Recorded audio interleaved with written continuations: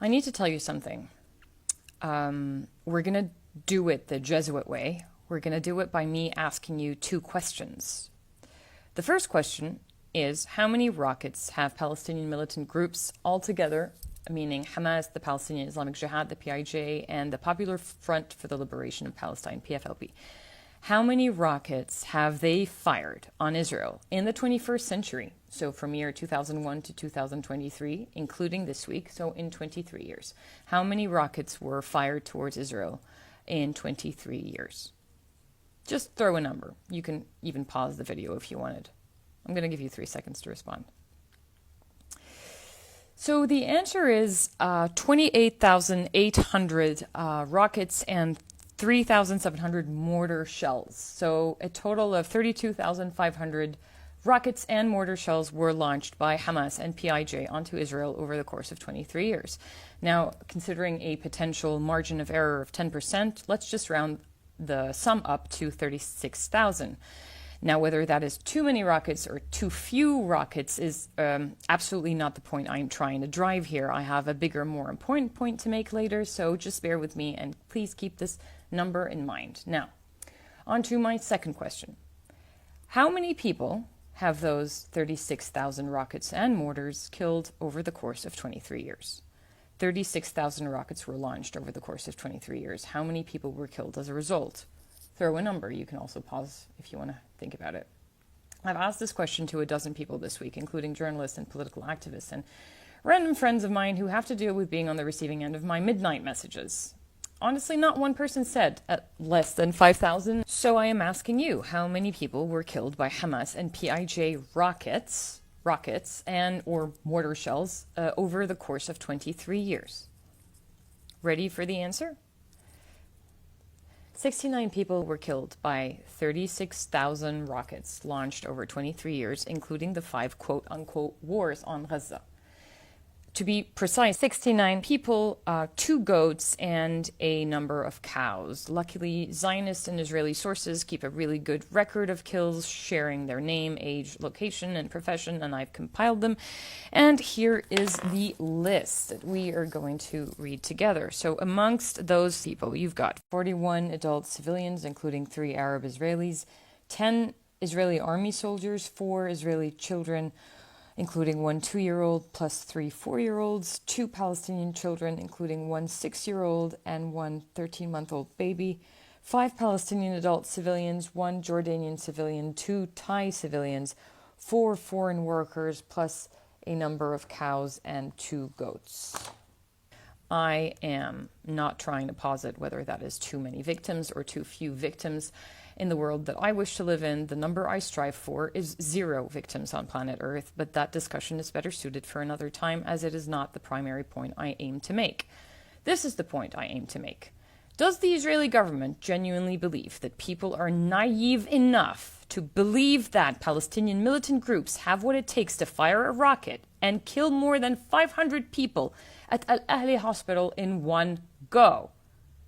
They were barely able to achieve 10% of those kills over the course of 23 years with 36,000 rockets fired. And don't talk to me about the Iron Dome, because the Iron Dome became functional only in 2011. Hamas and PIJ had a full 10 years of rocket launching without an Iron Dome.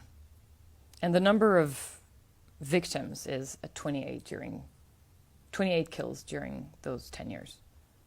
So allow me to say that it is remarkably foolish and outrageously absurd to even contemplate marketing the idea that Hamas or PIJ have what it takes to destroy a building and kill 500 humans with 1 rocket, when on average they killed 0.000773 people per year per rocket over a 23-year period. But the Israelis want to have us believe that, in contrast, no, in one night, a single rocket killed 500 people. To add insult to injury, you should also know that the rockets used by Hamas or PIJ, the Qassam rockets, are propelled by a mixture of sugar and potassium nitrate, which is a common fertilizer, and the warhead is filled with TNT and urea nitrate, which is also another common fertilizer. The Qassam rockets are basically made from common civilian products. It doesn't mean that they cannot cause a lot of damage, but absolutely not to the devastating degree that we saw at Al Ahli Hospital. Take a look at the effect that the Qassam rockets create when they land.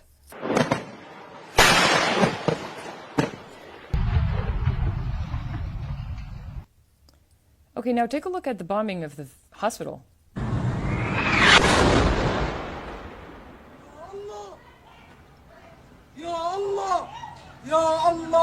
I think it is apparent, maybe even to a 6-year-old, that that is not a Qassam rocket. What was fired at the hospital was a US-made and US-supplied JDAM, an all-weather precision-guided munition. The JDAM kit can be used with a variety of bomb types, including the MK-84, which is what is suspected to have been used here. And this was a gift from President Joe Biden to Israel and to the Palestinian people, in the form of body bags. And this is what the JDAMs sound like. Okay, now let's hear the hospital explosion again. And that is them side by side.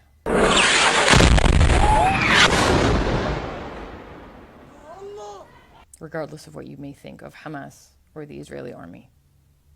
Regardless of who you think is evil, maybe you think both are evil.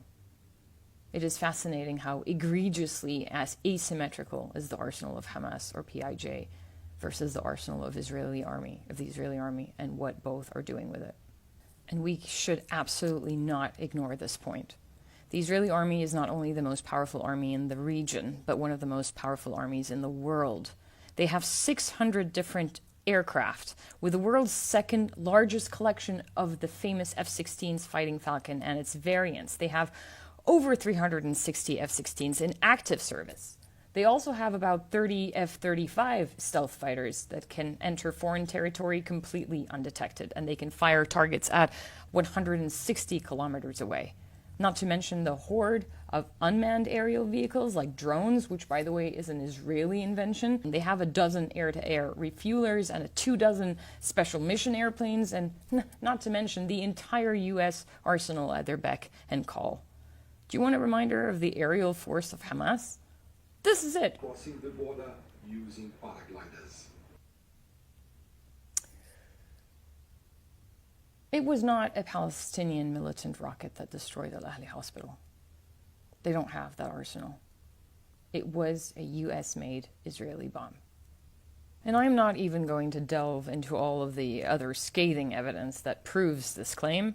How when the hospital was hit, the Israelis, through their official channels, cheered the destruction of terrorists. But when the gruesome reality of civilian casualties emerged, they backtracked and they deleted the tweet. And then they blamed it on a rocket fired by the Islamic Jihad that malfunctioned. Nor am I going to detail how in their attempt to shift that blame, Israel's official account on Twitter uploaded a fake video in a tweet about the alleged rocket. But when they realized that the timestamp did not fit the story, they deleted the video. The screenshots you're seeing are screenshots that I took myself with my own phone, by the way. Nor am I going to remind you that they called the hospital 3 days in a row to tell them to evacuate. You can go listen to the press conference given by the Anglican Archbishop, Hussam Naum, where he says he received specific warnings by phone for 3 days straight to evacuate the hospital. Just listen to him. Like all the people of North Gaza, at least 15 hospitals received the warning, including the Arab Ahli Hospital that received warning to evacuate the hospital. Nor the fact that the Israeli army said that they relied on Al Jazeera footage to prove that it was a PIJ missile. They used Al Jazeera footage to allegedly confirm these claims. But you're asking me for proof? You don't need to get proof from me. All you need to do is switch over to Al Jazeera, who broadcasted it live, and you can actually see. I got a screen caption just for you to see. This is Al Jazeera from last night. But then Al Jazeera themselves released a short documentary completely debunking these allegations as lies. And here's a sped-up version of their conclusion in that documentary. According to all feeds and videos analysed, this rocket was intercepted and was the last one launched from Gaza before the bombing of the hospital. As a result, Al Jazeera Digital Investigations Team found no grounds to the Israeli army claim.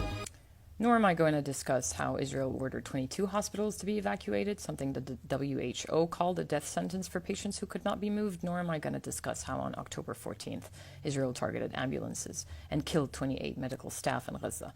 But what I am going to remind you of is that the Israeli government's playbook is to lie about their crimes. From Qana massacre of a UN refugee camp in Lebanon in 1996, or the 2006 beach massacre of an entire family, or the bombed UNRWA site, to the killing of journalist Shirin Abu Akleh, Israel always blamed someone else. Always said it wasn't them. And then human rights groups, the UN, the media always uncovered that they were lying. But no one holds them accountable. Western journalists rush to report blood libel. This week alone, how 40 babies were beheaded by the bloodthirsty, awful, disgusting human animals, savage Palestinians, including the US president who lied about it, only to find out that there was no evidence for it, but nobody retracted it. They completely ignore Palestinian accounts of what happens on the ground, but they keep taking Israel's word as the only word to report, despite their record of lying. When Israel says that, yes, PIJ bombed Al-Ahli hospital, regardless of what kind of arsenal they may have, just ignore that fact. Sure, forget all evidence, just believe them. So before I go, I would like to leave a message to the international community, particularly to President Emmanuel Macron, President Joe Biden, Prime Minister Rishi Sunak, all of the moguls behind those media corporations in the West. You are the architects of unspeakable horror. You are the embodiment of gross incompetence and sadistic cruelty. Your legacy in the history books will forever brand you as enablers of the genocide of one of the world's most impoverished, defenseless, and vulnerable populations. You have collectively turned their living into a horrifying extermination camp, offering inexplainable support to one of the most hyper-militarized and ruthless armies on the planet. Your weapons, your funding, your unwavering political support, and your lies have been instrumental in the unspeakable slaughter and devastation that we are forced to witness. This is a stain on your conscience that can never and should never be erased.